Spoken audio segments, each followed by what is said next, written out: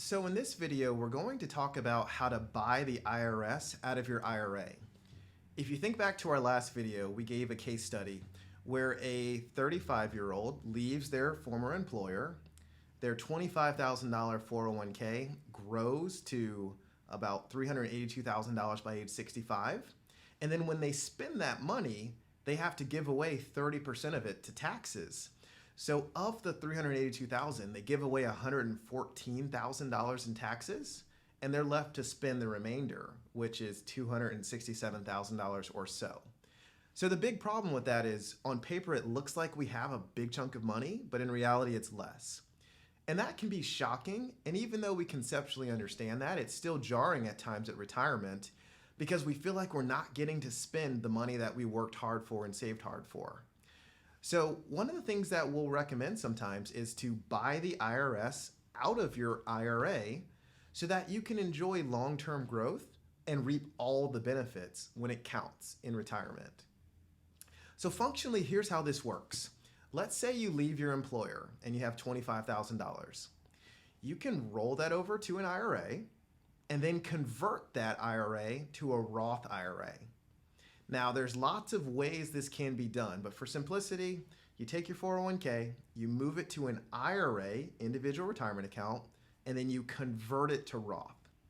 Converting it to Roth is basically transforming it from one type of tax account to another. It sounds complicated. It's literally a piece of paper. Sometimes it's done same day, and instantly, the trajectory of your future is completely changed from a tax perspective. Now, here's the important thing to know. If you convert an IRA to a Roth IRA, the $25,000, let's say you convert the whole thing, becomes taxable income, which you're going to have to pay taxes on when you file next. So let's say I did that during the middle of the year, June. I convert $25,000. Let's just say I know that 30% of it is going to be due in tax, so $7,500. I could pay that $7,500 today.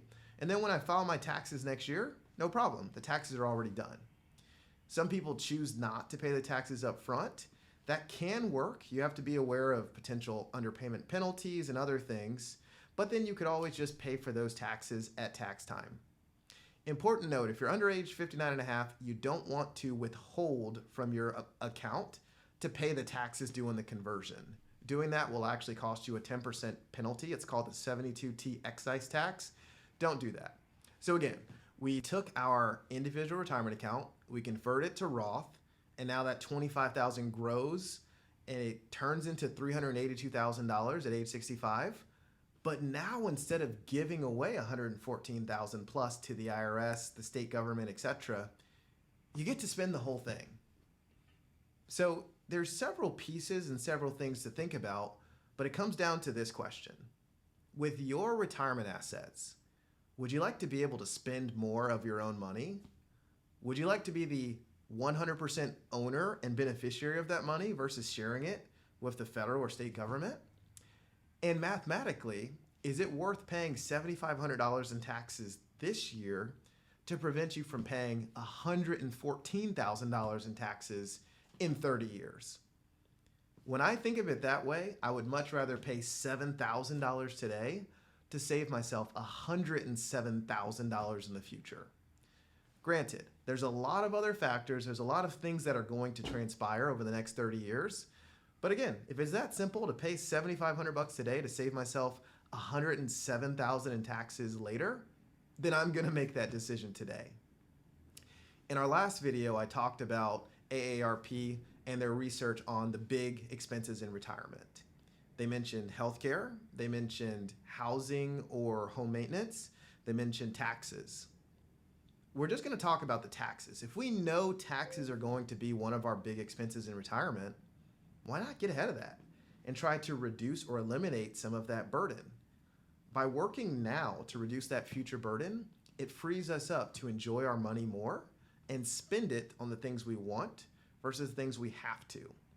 Paying off your mortgage and other things like that, we're going to cover in other videos.